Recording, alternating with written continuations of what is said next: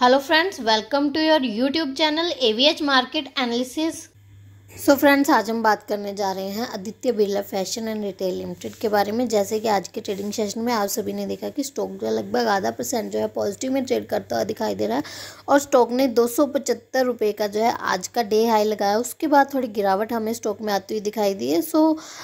Company को लेकर आज बोर्ड की मीटिंग होने जा रही थी, जो कि फंड जुटाने से रिलेटेड में ये मीटिंग थी और उसको लेकर आज फैसला आने वाला था। सो उसी रिगार्ड में अब अपडेट आ चुकी है, जिसके चलते कि हमें इस न्यूज़ का इम्पैक्ट जो है स्टॉक पर पड़ता हुआ दिखाई दे सकता है। सो आदित्य बिरला फैशन लिमिटेड को अभी अपने बोर्ड से फंड जुटाने के लिए मंजूरी मिली है और बोर्ड ने ये मंजूरी 5,000 करोड़ पे जुटाने की मिली है और 15 जनवरी को बोर्ड बैठक में इस मंजूरी पर मोहर भी लग चुकी है।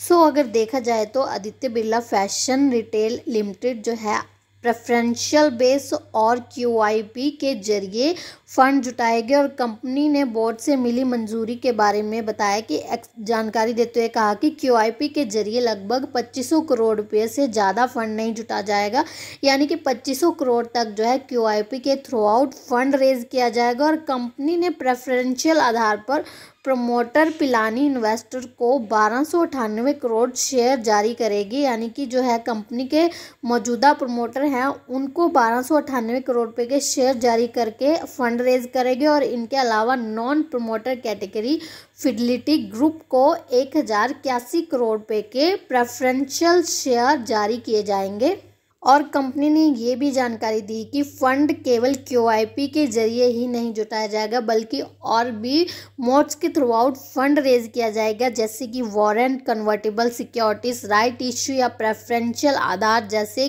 कई अपॉर्चुनिटी या ऑप्शन को यूज़ करके कंपनी फंड रेज करने के बारे में सोच रही है।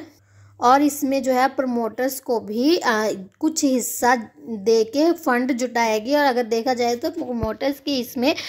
Q2 में इसकी हिस्सेदारी 49.25% थी, जो कि अब बढ़ जाएगी और देखते हैं कि कितनी हिस्सेदारी हमें आगे प्रमोटर्स की इसमें बढ़ती हुई दिखाई दे सकती है और कंपनी में हमें फंड बढ़ता हुआ दिखाई देगा। और कंपनी के लिए पॉजिटिव न्यूज़ है, जो कंपनी फंड रेज कर रही है। और वहीं अगर सपोर्ट देखें तो स्टॉक में हमें 263 रुपये पर सपोर्ट देखने को मिल सकता है और अगर रेजिस्टेंस की बात करें तो 273 रुपये पर स्टॉक में रेजिस्टेंस है। अगर इस रेजिस्टेंस के ऊपर स्टॉक ने क्लोजिंग दे दी देन हमें फर्दर तेज़ी स्टॉक में बनती हुई दिखाई दे सकती है। सो अगर देखा जाए तो कंपनी की परफॉर्मेंस की बात करें तो कंपनी के Q2 के नंबर्स अच्छे आते हुए नहीं दिखाई दे रहे। कंटिन्यूसली पिछले बहुत लंबे टाइम से कंपनी लॉस बुक कर रही है और जिसके रीज़न से हमें इसका इम्पैक्ट इसके स्टॉक्स पर भी पड़ता हुआ दिखाई देता है। सो जैसे ही हमें इसकी कंपनी की परफॉर्मेंस इम्प्रूव होती हुई दिखाई देगी और या कंपनी के Q3 के नंबर से पता चलेगा कि कंपनी की परफॉर्मेंस कैसी है, देन हमें स्टॉक पर उसका इम्पैक्ट पड़ता हुआ दिखाई दे सकता है। और फिलहाल के लिए कंपनी के लिए पॉजिटिव न्यूज़ है और कंपनी को बोर्ड मेंबर्स की तरफ से 5,000 करोड़ पर फंड जुटाने के लिए मंजूरी मिल चुकी है। सो फ्रेंड्स, अगर आपने अभी तक हमारे चैनल को सब्सक्राइब नहीं किया है तो शेयर मार्केट से जुड़ी लेटेस्ट अपडेट जानने के लिए please subscribe my channel and thank you for watching this video and have a great day guys.